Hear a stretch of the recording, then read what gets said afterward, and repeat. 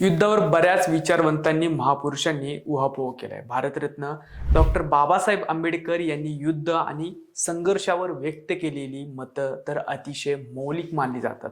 मागच्या काही दिवसांपासून अवघं जग युद्धाच्या खाईत लोटले गेले। अमेरिका इस्रायल विरुद्ध इराण यांच्यातील युद्ध संघर्षाची तर साऱ्या जगाला झळ बसली। या पार्श्वभूमीवर डॉक्टर बाबासाहेब आंबेडकर यांचं दुसऱ्या महायुद्धाविषयी नेमके काय विचार होते हे जाणून घेऊया आजच्या भागातून। नमस्कार, मी श्रेयरी आणि आपण बघताय बोलबिंदास।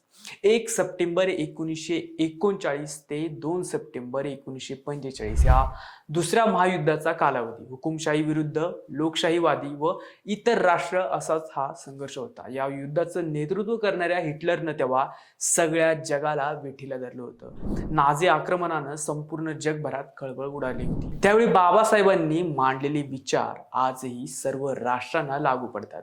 हिटलरचा विजय झाला तर जगावर मोठं अरिष्ट कोसळू शकतं। हुकुमशाही वृत्ती लोकशाहीला पायाबंद घालू शकते। म्हणूनच सर्वांनी एकत्र येऊन हिटलरच्या विरोधात उभं राहिलं पाहिजे असं आव्हान बाबासाहेबांनी केलं होतं। इतकंच नव्हे तर लोकशाहीवादी राष्ट्रांचा विजय झाला तर आपलं स्वातंत्र्य कोणी हिरवू शकणार नाही असंही त्यांनी म्हटलं होतं। अमेरिका ब्रिटन ही दोस्त राष्ट्र होती। भारतानं हुकुमशाही राष्ट्रांऐवजी त्यांना साथ देणं पसंत केलं। त्यामुळे आपला स्वातंत्र्याचा मार्गही मोकळा झाला असं मानलं जातं। बाबासाहेबांचं मत असंच होतं। खरं तर बाबासाहेबांनी त्यावेळी या राष्ट्रांच्या बाजूनं आपलं मत व्यक्त केलं असलं तरी युद्धाला त्यांचा विरोध होता। जगाला युद्धाची नव्हे तर बुद्धाची गरज आहे अशीच त्यांची मांडणी होती। दुसऱ्या महायुद्धाचे अनेक महाभयंकर परिणाम झाले। अनेक राष्ट्रे बेचिराग झाली, लाखो लोक मृत्युमुखी पडले आणि याला कारणीभूत ठरला तो हुकुमशाही विचार। बाबासाहेबांनी तसा इशारा आधीच दिला होता। बाबासाहेबांनी 1956 साली लाखो दलित बांधवांसोबत हिंदू धर्माचा त्याग केला व बौद्ध धर्माचा स्वीकार केला। त्यामागेही या धर्मातील सत्य, अहिंसा, शांतता या तत्वांचा त्यांच्यावर पडलेला प्रभाव कारणीभूत होता।